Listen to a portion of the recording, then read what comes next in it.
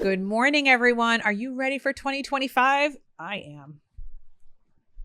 Oh, yes. You're going to see a lot of this jacket next year. Well, I'm so excited to tell you about today's episode. I recorded it via Zoom with the authors of the How to Be Dateable book. They're also the co-hosts of the Dateable podcast, Julie Krafchick and Yue. Their book comes out on January 28th, but you're going to look at the show notes right now. The last thing you do this year, and you're going to pre-order their book because it's a great book. I got to read it ahead of you. It's a great book. Love Julie and Yue, and you're going to love their book as well. So check it out and check out this episode. I just want to also say thank you so much for joining me each week on the Ask a Matchmaker podcast. Your support this year has been unreal, from watching me finish my book, being there for me virtually when I was going through it with my mom, and joining me and my family during the Advent calendar season. I'm just so grateful for you, the listeners. You're really amazing. And also your questions are amazing. I love answering them each week. Thank you so much for calling in, for sending us emails. If you ever have another question, check out the show notes. You can see the email there if you ever want to shoot us a question or send us a question via audio. That's all. I have a deep sense of gratitude for 2024, even the weird and sad things that happened this year. I felt like I grew a lot from them. I felt like it actually set me on the path that I'm supposed to be on. I hope that might be the case for you. And if it's not, well, guess what? The new year's coming. Maybe new year, new you. I can only hope that for you as well. Listen, whatever the case, I'll see you next year. I am so excited to welcome this week's guests, the authors of How to Be Dateable, a book that just came out today. It can be found where all books are sold, be it independent, Amazon, Barnes & Noble. It's everywhere. It's published by Simon & Schuster. Comes out today, January 28th. Welcome to the Ask Matchmaker podcast, Julie Krafchick and Yue Shu. Thanks for having us, Maria. We're so happy to be We're doing here. it. I love it. I'm so happy you're here. I'm so happy to have this book. For all of my listeners, I got the early read of this book. Yes, you did. Because you're special. I got it. It was a Thanksgiving treat. I took notes. I was like, oh, this is good. Wow, you're so good. I was like, well, you know what? I don't usually, I have a lot of dating books. Like my whole background is dating books. My background, if you're not watching this on YouTube, my bookcase in my office is predominantly dating books, dating and relationship books. And I love that I get to add How to Be Dateable into that collection. But before we get started in talking about the book, I want to first introduce you to my listeners, my lovely, lovely listeners who are going to absolutely buy your book today. They're doing it right now. They're going on Amazon, Barnes & Noble, independent bookstore, whatever it is, Audible. I would love to get an introduction of both of you from your co-author. So Julie, why don't you kick us off first? Oh my God, I love this so much. You were the first person to have us do this. Just want to point that out. Keeping us on our toes. Keeping us on our toes. Okay, so my lovely co-author, Yue Shu, who is one of the smartest, most insightful, best listeners, best friends, and expert in dating and relationships and connection. And, just someone that is an all-around wonderful person, and been my co-host of Dateable for 10 years. We are the longest relationship with each other. And yeah, just a pleasure to be around. Wow. Okay. This will be her new ASMR. Before I do anything, before I go out in the world, make it your ringtone. Yeah. Morning affirmation with Julie. The wake up every day. Yue, now it's your turn. Well, Julie Krafchick has been my friend for over 10 years. We met in San Francisco through a mutual friend, and Julie's worked in tech as a designer and user research, and she's always been very interested in human connection. So when we first met, Julie had a startup called 500 Brunches, where she would connect people over brunch with similar interests. And my friend took me to one of these brunches, and that's how Julie and I really hit it off. And what we found, what we had in common was talking about dating, and we couldn't stop talking about dating. So here we are 10 years later with our podcast for 10 years, but also our friendship for 10 years. And I've seen Julie grow from this a very lost dater, which I mean, who isn't a lost dater, but she was very lost, but hopeful and optimistic about dating. And now today, Julie's a newly engaged fiance. Wow. That's right. When we are recording this, I wanted to, I didn't know if we were public yet, but we're we're recording this the day after you got engaged. A couple days, but yeah, it's before the day after I announced it on social media. So yes. Yes. I get the exclusive. You do. Yes. You get it. This is like Breaking fresh news. off the press here. Can So we now- like talk about that for a minute? Sure. Yeah. I mean, I love, first of all, that you were like, the vibe here is brunch. So we are ready to dish. We're doing it all. Yeah. I mean, I guess I think maybe what Yue said about like being confused. I never started out ever thinking I would be a dating expert, I guess. I still think the term is kind of a weird one, but we're going to go with it. And because I was that person that considered myself a later bloomer, that felt like I was in situationship after situationship. So really the start of Dateable was just for the two of us to understand like what the heck was going on in dating. But, over the years, I think if you actually, well, it's all recorded. That's the benefit of having a podcast. You can listen back and you can hear like how different both of us were in our dating journeys. And, a lot of what I've learned along the way, a lot of what made it into the book that helped me find, who is now my partner when we met over the pandemic. I think I always just knew it was different. Like it always felt different. It felt easier at the beginning. Like I didn't have things to text my group text message about him because he just showed up consistently. I always knew where I stood with him. I think like when people were like, how would you describe your fiance now? And I still holds true. I use the word wonderful. Like that was just like what came to terms. So anyways, we've been together for a little over 3.5 years. Marriage is something that we both wanted. It's something that I knew I wanted to take things to the next level and move into that phase of life. And yeah, here we are engaged. I feel like I knew you were going to be engaged before this podcast came out when I finished your book and I read your acknowledgements. And like first paragraph in, it's like, first and foremost to my partner, John. And I'm like, John? And I'm like looking, I literally went on your Instagram and I was like, does this bitch have a ring? Like, who is John? You read the acknowledgements? I actually, anytime I read a book, I always read the acknowledgements first. Ooh, I like that. Why? I want to know like who was part of like what made this book come together. I feel like it's more important than the table of contents, actually. Interesting. Oh, that's you can learn really a lot about the writer. Yeah. Like I recently read this other book and again went right to the acknowledgements and she listed all of her friends. Oh, interesting. Like a whole page of friends to my friends. Like just, and I was just like, okay, this book has an audience, like, wow. Yeah, so I've always started books with reading the acknowledgements.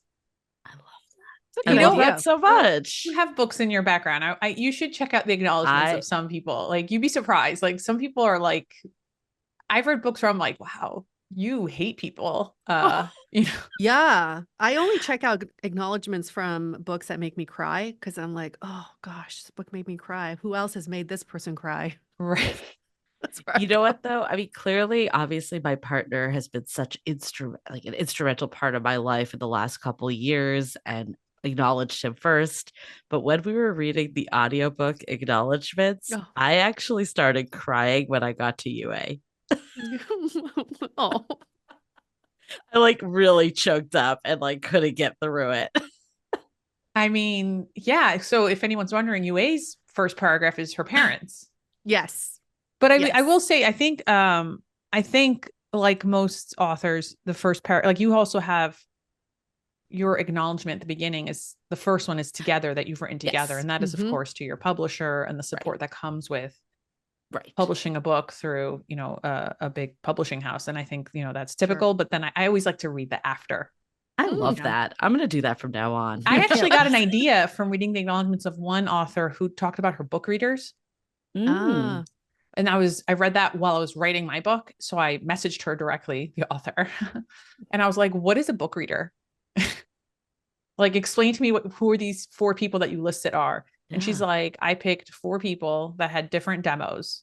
Mm, And wow. I assigned them the reading of the book as I was writing it to interesting. see if it made sense. And these were Interesting. her friends? Some of them were friends. I think some of them were people who it seemed like she had hired people that were far away from her enough to give her like unbiased advice. Oh, Interesting. So that inspired me. And I also got readers for my book that were very diverse in gender, sexuality, age, and Love relationship that. status.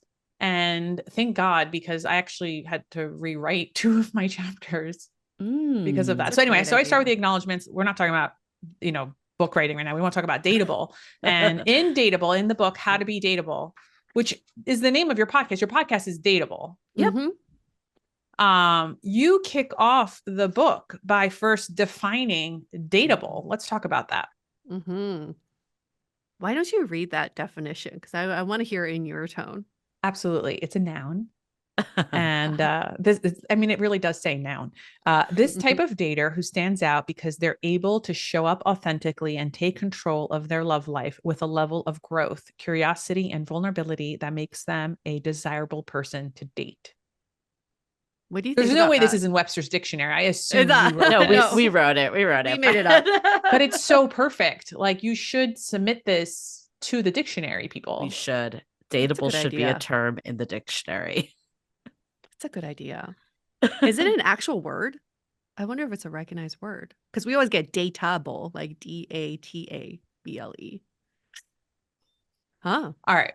So I want to give Yue credit here, actually, because you were like, we have a lot of terms in the book in general. Like, we lean do. into the terms, and there's a whole glossary actually at the end. Mhm. But each chapter seems like it starts with, yeah, like I feel like I'm reading a vocabulary list. There's some terms, yeah. Like even in straight up chapter 1, same thing. Like, we start off with 3 more terms. So, in the book, you talk about it's time to break up with relation shopping, dater views, and the spark. So let's talk about that, because I feel like these are things that we're kind of aware Yeah. of. Maybe a lot of us have experienced it, but we didn't realize that now we have a whole dictionary of words by Yue and Julie. I think it's like, a lot of these are just modern dating culture terms, right? Mhm. Like, I think that's just a testament to how maybe public and just culturized, I don't know if that's the right word, but you know what I mean? Like, put out there dating is. Like, and I think it's good in some ways, but then also detrimental in other ways. Like, for instance, ghosting, right? It's such a common term, but it's normalized this type of behavior. So what Right. we wanted to do is look, I guess the crux of the book is like what we've learned from Dateable. This sounds weird coming from dating experts, but we feel like the way modern dating is today, you actually shouldn't get good at learning how to date, because it's moving us more towards disconnection than to connection. And by hyper focusing on this stuff that comes up in all the vocabulary in terms of dating culture, that's what's keeping us stuck. So the breaking up with bit is like, how do we stop maybe hyper focusing in these areas that are ultimately trapping us and not giving us the love lives that we want? Because we believe everyone is dateable to the definition we talked about. It's just modern dating that's getting in our way. Yue, what do you think in modern dating is creating the biggest obstacles for people who want to be desirable? Well, I think that word desirable is problematic because we think it's about getting validation from other people. We think being desirable means you're putting yourself in a manner of attitude or behaviors that makes you attractive to suitors. But dating and relationships, it's a very natural human experience. It's not about you fluffing your feathers and someone's going to, like that makes you desirable. You will naturally attract the people when you are your most authentic self. So we find that the biggest problem in modern dating is that we're so wrapped up in the external of dating and kind of the results and the outcomes we get from dating. It's how many dates, how many matches, yet we don't focus on what matters most, which is what we want at the forefront of the dating experience.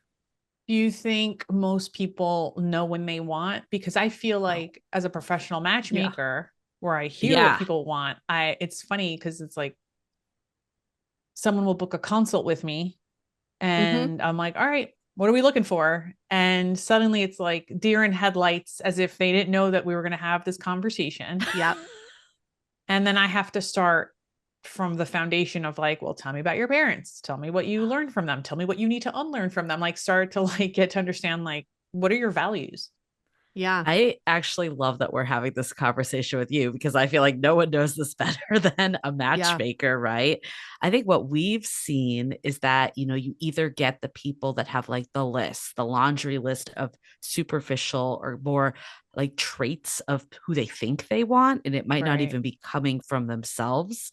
We actually have like one of the traps that we feel like people are falling for is what we call the settling paradox, that people like are so afraid of settling. They want to make sure they get everything that they once thought was important in a partner, but then they're like settling for like bad dating behaviors and situationships and unfulfilling relationships because it's not necessarily the qualities that ultimately matter in a relationship.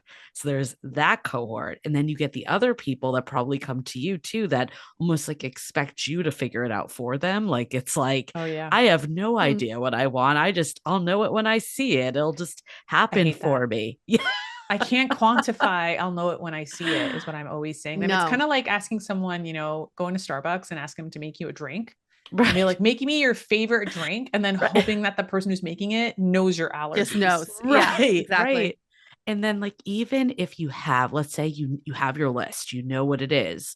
What we've found time and time again from 10 years of doing this is that actually is not what matters in a partner. Mm-hmm. It's, what we call, like, we have a perfect partner equation that we lay out. And all of this comes from getting clear of like, what is it that your North Star is when dating?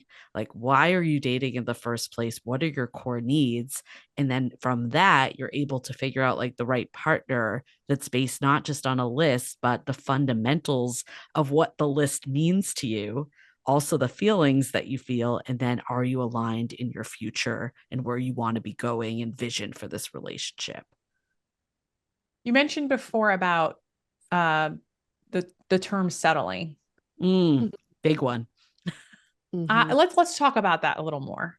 Yes. Because I feel like I also reject the term settling. I reject the premise of the word. Somebody said, somebody asked me a question about like, I think they said something like, I'm 46, never marry, no kids. And when I tell people that I just refuse to settle, they give me weird looks. Why? And I said, because you use the words refuse to settle.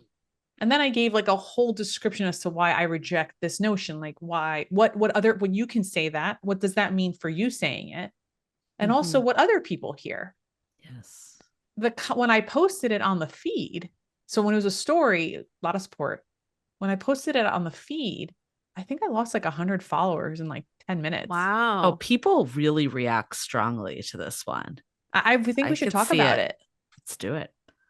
I mean, what's your like visceral reaction when you hear the word settle, Maria?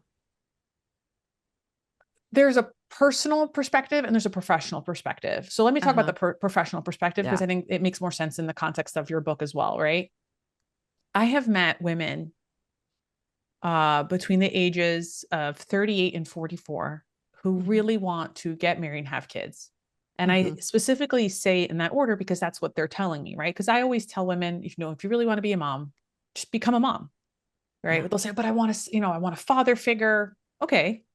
Then we have to date thinking about father figures, right?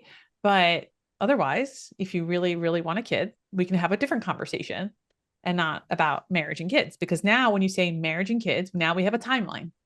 Mhm. And that timeline is dating, getting engaged, getting married, trying to have a baby, and you are 38 to 44. It's there. This timeline is a super highway.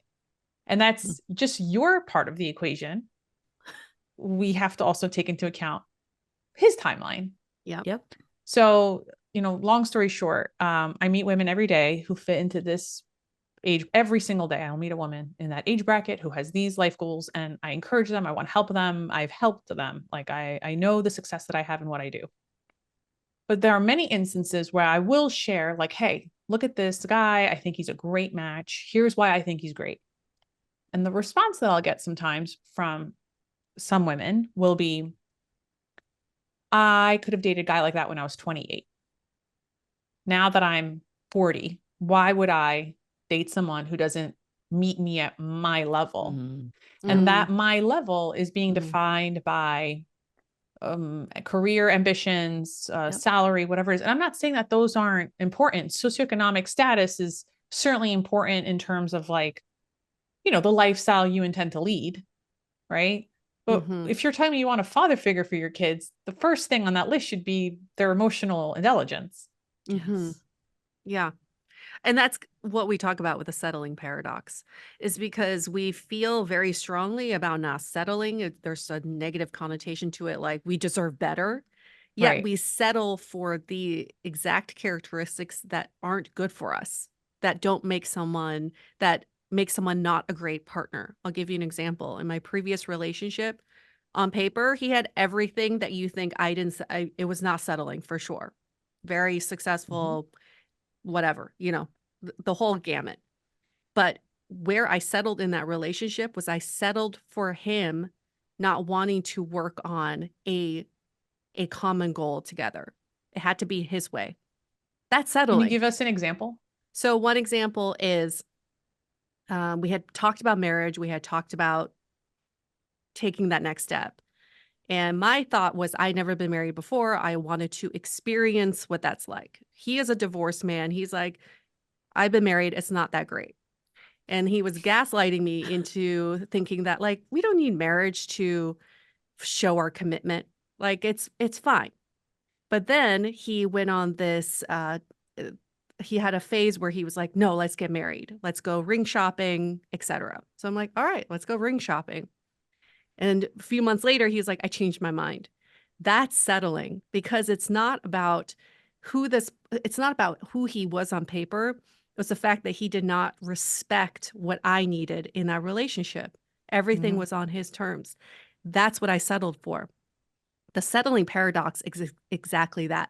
We don't want to settle for anybody less than us, yet we settle for people who don't treat us well, who don't reciprocate communication, people who are not consistent with their communication, who lack respect for you, who don't make you feel good or feel your best. That's settling, and that's something we shouldn't tolerate. I mean, people now in terms of like personal perspective here, like I think about my own community, I'm Greek. And I have many women in my community that are Greek American that they will settle, if we're going to use that term, excuse me, they will settle just because someone is Greek. And they won't take into account. And I mean, this is across the board, right? Yeah. Indian With Americans do religion, this, Jewish Americans do Yeah. this, right? Anyone who has an expectation from their family to date within their own subculture does this. And I've had to say multiple times to my own friends, like, just because they're Greek, it doesn't mean they're going to be good fathers and good husbands and good partners. And, that's really hard. And so to me, it's like, if we're going to use the term settle, I think I really do agree with how this book, How to Be Dateable, it's in bookstores today, go buy it. How this book is kind of framing what settling is. Totally. I mean, I hear you so much. We hear all the time. You probably get this as a matchmaker. I have a type. Like I know what I'm looking for, and I don't want to deviate from that. And a lot of times it'll be aspirational qualities too. And I think what we've noticed too is like the more I guess this is a positive thing, the more like you get established in yourself. But sometimes we like have this expectation that our partner will have all the things that we have. And we see people that are like, I need someone that runs marathons, when like the last time they ran was like 10 years ago. And it's like, Right. is that really like what you need in a partner? And like, I know for me, I was very focused on, chemistry, and then also like kind of like social standing. That was like a weird thing that I didn't really think about like consciously, but it was important, of just where they kind of fit in like an ecosystem of like a local community. Okay. And looking back, I was like, that stuff like wasn't necessarily important it was like good for like a date. It was like a great date, this person that's super charismatic and has a ton of friends and outgoing, but is that actually what I need in a long-term partner? So And you that, are now referencing chapter yeah. 8, I the love it. vocabulary. Again, every chapter has vocabulary for us to learn. There's in chapter 8, the chapter is called Investing Appropriately, and you Yes. have Mhm. what's called the date lens, the Yep. difference between what makes someone a good date versus a great long-term partner. I'm sorry for interrupting Yeah. you. I just wanted to No, I love it. write in your book here. So good. You I did love your that homework. you're like, I know what this term is, but it's so interesting. Like when you think about it, it's like we've judged dates through like that first conversation and where we're going and the excitement. And not to say that that shouldn't be with your partner. Like, of course, you want to have fun with your partner and be with your partner, but there's just so much more of like, is this person actually going to be there for you when times are tough? And like, you lose a parent, or like you're struggling with something. Like, it's fun to exchange travel stories, but that's just like a sliver of the whole thing. One of the things that I took away from chapter 8 is it's kind of like what you just mentioned a little bit, like, if you're with someone and you get married and you choose to live your life together, there is a high probability you will experience grief of some kind, Mhm. right? If your parents are still alive, with your parents passing away. And it made me think about how many people have asked me questions about, oh, I'm dating this person and they said they need a break. They want to start therapy, and then they'll circle back in 6 months. Mm. And in my Yes. mind, I'm like, why can't they just go to therapy and lean on you? Like, that's not how marriage works. Right. You can't No. just take a break like, oh, hey, I have anxiety issues, got to go to my therapist. I'll circle back in 6 months, take care of the kids. Yeah. Like, that's not. That was Yeah. my ex, to be honest. That was what I had an on again, off again relationship for spanned a lot of years, more than I wish, but it was good. I learned, it helped me see exactly what I needed in a partner, and was able to give me the clarity that I needed to see my now fiance in a different way and like focus on the right things. But with that, same thing. It was like always like, I need to work on myself. And then in like 6 months, I'd be like, I miss you. I want to be back together. But is that a stable relationship? Is that going to be the person that's there for you? I think ultimately, like that helped me realize that like consistency had to be first and foremost for me. Like that above everything was the number one. And that doesn't mean I was like settling for someone that was consistent and nothing else was there and they were like boring and all that. But like, I don't care what your resume is or how much chemistry we have if you can't even show up to this relationship in a consistent way. So in the book, you also define BDE, but you have it as big dateable energy. Mhm. Yue, tell me about that. These are just sort of like affirmations and mantras that we can all program into our minds to know that one, we are dateable, and two, the right person will make themselves seen Yeah. for you. It's not about chasing, it's not about convincing or forcing. It's about naturally being your authentic self and organically having the right person appear before you. The BDE goes into that. All those affirmations are like, you know this already. Now Right. feel it, really believe it.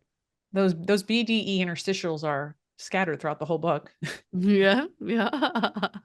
So in the book, you also talk about dating archetypes. And I would love to learn, I would love for you to share these 5 archetypes with the audience. Yeah. I mean, this is something that we thought about a lot. And it's actually funny because, like, as like a rewrite of the book, you go through a few different iterations. And this was Yes. further in the book at one point. And our editor was like, you guys are burying the lead. Like, this needs to be at the forefront. And we actually shifted the whole book around to think about it through the lens of these archetypes. And what these are is, in the last 10 years, we've talked to thousands of daters. We've talked to ton of people on the podcast community, all of it. And we've really seen like there's different attitudes, behaviors, and ways of approaching dating. So it's important to understand your own. And with all of these, there's a lot of strengths that everyone brings, your superpowers, what makes you the incredible dater, that you should lean into these positive traits, but also at the same time, what might be holding you back, what might be getting in your way. So we were able to look at that and, with each individual, it's important to know your own. You may have 1 to 2 leading ones. And then also knowing the people you date, because they may be approaching dating differently, but that doesn't necessarily mean they're a bad match for you.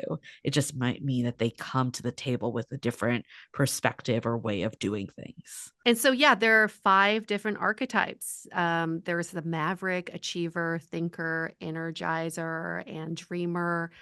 And each one, again, we talk about like where can you lean more into? This is where your strengths are, and then what may be holding you back. So I'll just quickly go over mine because mine's a maverick. And a maverick, I am extremely independent, extremely self-sufficient. I can hold my own in a relationship. I don't lose myself in relationships. But what may be getting in my way is that I run at the first sight of something hard, something tough, a tough conversation, or something happening in my partner's family. I just feel like that's a threat to my independence and I want to get ahead of it. So then I literally run away and not allow the connection to go deeper. Wow, that's some self-awareness. Well, that's the whole point of the archetypes, is that we hope that people are more aware of the exact things that are attracting you to people Yeah. could also be holding you back from getting, finding the love life that you want. And the 2 that, like, for me were my leading ones, I was the dreamer and achiever. So the dreamer, again, positive, that you wear your heart on your sleeve, very loving and caring partner. But I had a habit of getting ahead of myself and fantasizing and living in the fantasy and not reality of a situation, and giving someone that 10th chance that they maybe didn't deserve.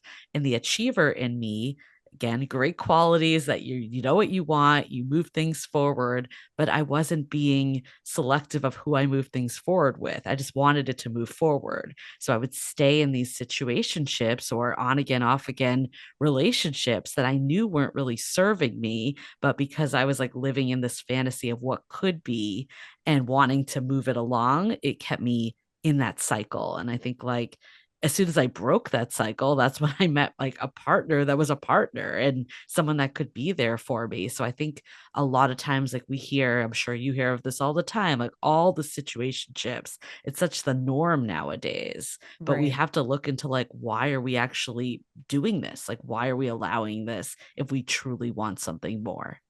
Mhm. Yes. Yes. Co-signed right there. I feel like that's actually, I don't know if you're aware of this, but I have like the 12 date rule method, and that's literally where it came out of, which is, Yeah. the only way to prevent someone getting into a situationship is to actually go on dates, knowing why you're going on those dates Mm, and keeping that at the forefront. So instead of it making like the object of a date is, making them think, getting the feeling that this date's going well and we're definitely going to have sex. And I hope he likes me. Instead, it's kind of reverse. Like, do you like them? Right. Do you yeah. want to keep dating them? Are you going to regret going a little farther than you intended because this person's not showing up and not reliable? And that's really where it was created from. And I'm very proud to say that a lot of people have found success using that method in dating. I Mm-hmm. think that what I really liked about reading your book was that it gives a path to finding love. And if you just kind of follow this path of understanding, like, we talked about the archetypes and like getting that sense of self-awareness, understanding validation, and, these sort of dating traps that exist in modern dating, because we're dating also in a much different age bracket than a lot of the people that raised us dated. Yes. Different generation. It's not even generation. I don't remember if your book tackles this, but the one thing that I think about is that like a lot of people got married. Dating is very new, just in the grand scheme of things. But when people did date, they got married quickly. Yep. And, some of it is for socioeconomic reasons, or, familial, cultural reasons, or whatever it is. But now that, it's a little bit delayed because some of us know what we're looking for in a different lens than our parents did, know what kind of life we want to build. Yeah. Some of us are ambitious or getting educated, and that's just extending the mating process. I think it can sometimes also accidentally make us pickier.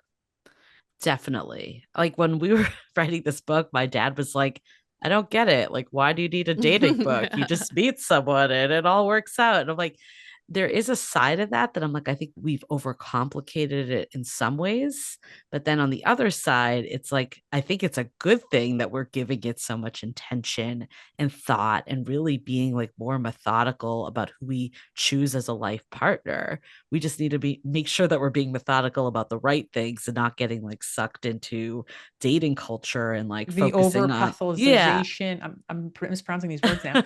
Over pathologization of dating, which I do see. Like the other day I was listening to someone who's 24, and they were telling me about like proximity attraction, and I was like, I can understand by the words what that is, but what do you think that means? So I was like, well, for instance, are you attracted to someone that you work with? And I'm like, are you talking about like just dating and flirting and just being around people? And it's like, oh yeah, you're 24. You went through certain important years at home in a pandemic, probably graduated over Zoom.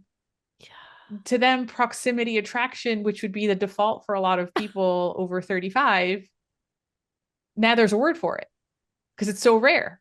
There's a word for everything. Yes. And also therapy. I mean, a lot of daters do the therapy speak. Like we're very good at diagnosing each other, but we don't do anything about it. It's like, this is a narcissist and this one's securely attached, but that one is anxiously attached. Like we have words, but it's time for us to act on our awareness. And even by your example of kind of like our predecessors and how they dated, it's not that I think about it's like we're living longer and longer. So it's not that we're delaying marriage or relationships. It's just shifted, right? Like if you look at our entire lifespan, we are actually dating and coupling up at the exact time that our parents did in their lifespan during their generation. Right. So we just have to like think about how we speak about our timelines and the way we date in a way that doesn't make us feel guilty or ashamed. We've shifted. We're not delayed. We're not behind. We're not ahead. There's no such thing. I love that. All right. Let me ask you, if you don't mind, a pretty personal and / vulnerable question. Ooh, okay. Bring it. Love it. While you were writing the book, did you ever think about your parents and their relationship to each other and what you perhaps may have learned incorrectly or correctly from them as inspiration to this book?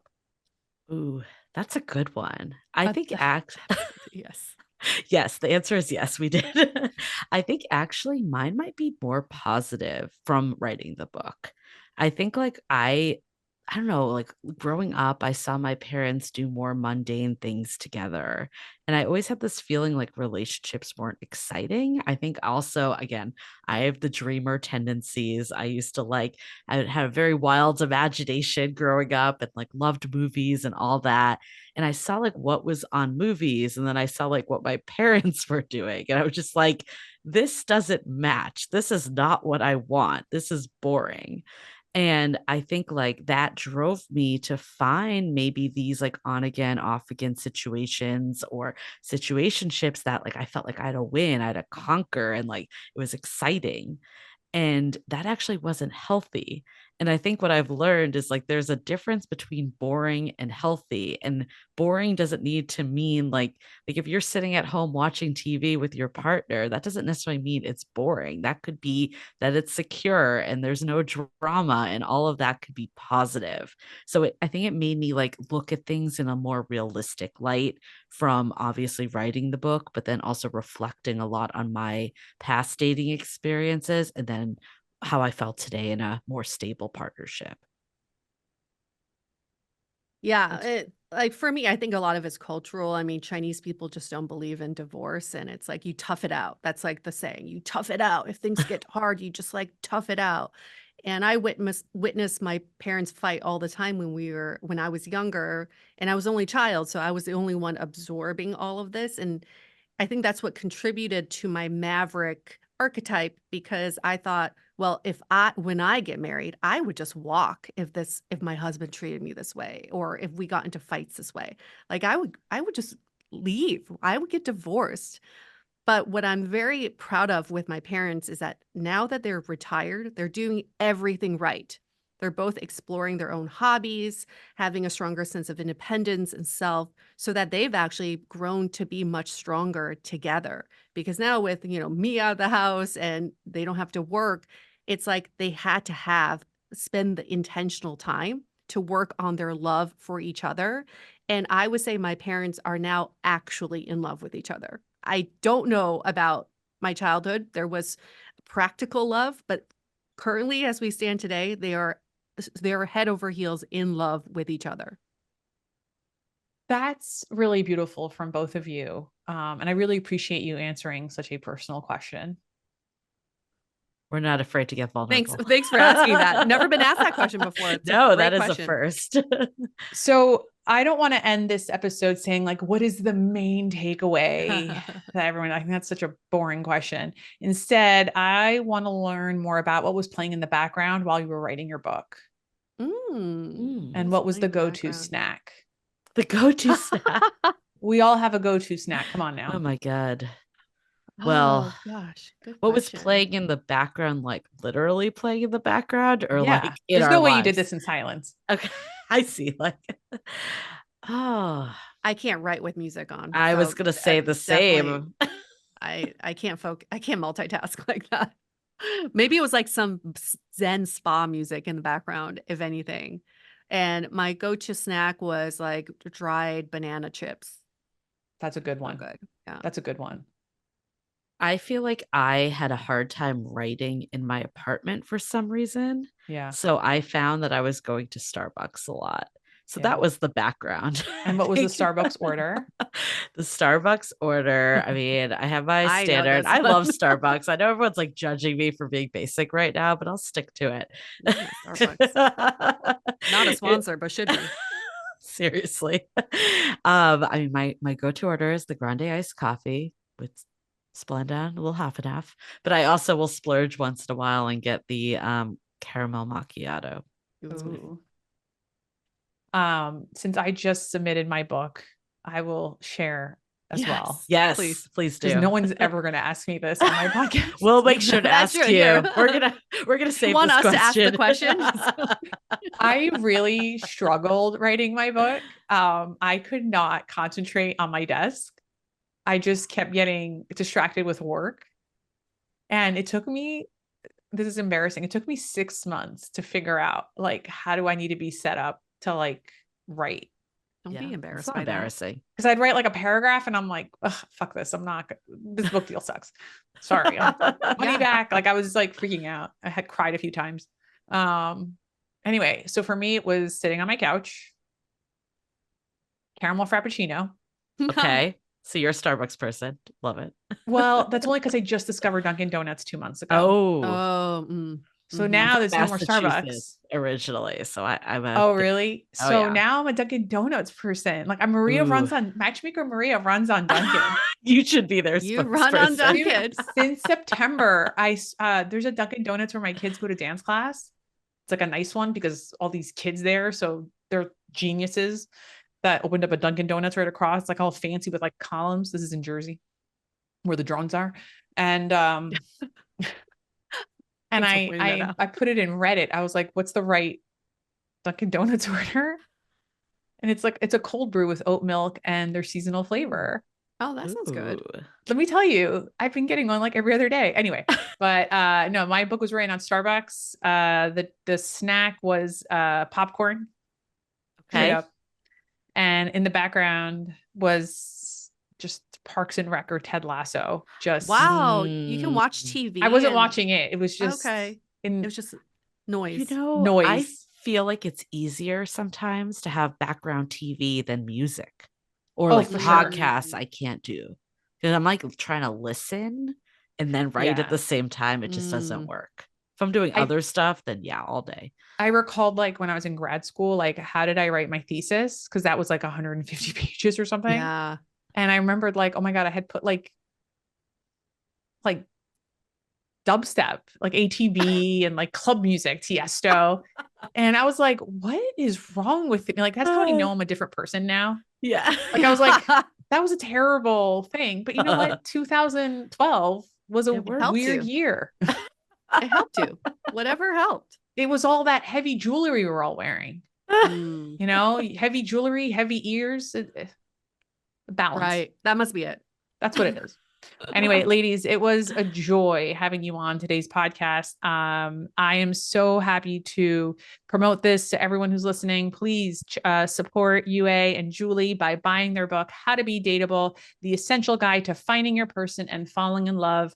It's published by Simon & Schuster, and it is available at your local bookstore or the big giants, whatever's easiest for you. I will have a link in the show notes to make it easy for you. And of course, if you want to follow Julie and Yue, I will also include the links in the show notes. But why don't you also tell them how they can find you? Easy. Sure. You can just go to @Dateable Podcast on Instagram. You can find us there. Or for everything about us, you can go to our website, dateablepodcast.com. Amazing. Yue, Julie, thank you again for coming to the Ask a Matchmaker podcast. As I end every episode, be lovable, but more importantly, be likable. See you next week. That was our episode. Make sure to subscribe, rate, comment, tell a friend, tell your mother. And of course, Happy New Year.